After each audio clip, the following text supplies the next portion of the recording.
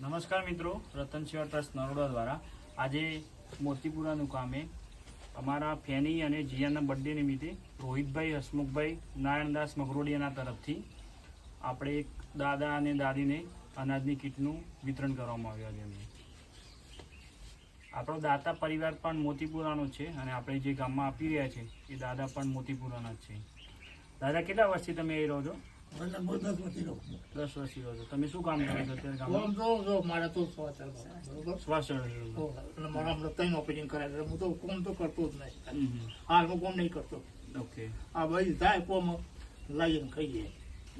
તમારો કોઈ છોકરો છોકરી નહીં કોઈ? કોઈ બેબી સર બેબી ના ઘેર છે. પરણાયેલા છોકરો નહીં. છોકરો બા તમે મજૂરી ની જ કરો? છૂટક કામ ગામમાં કચરા પોતું? આ પરિવારની જાણ અમને મોતીપુરા નિવાસી જયભાઈ તરફથી મળી હતી.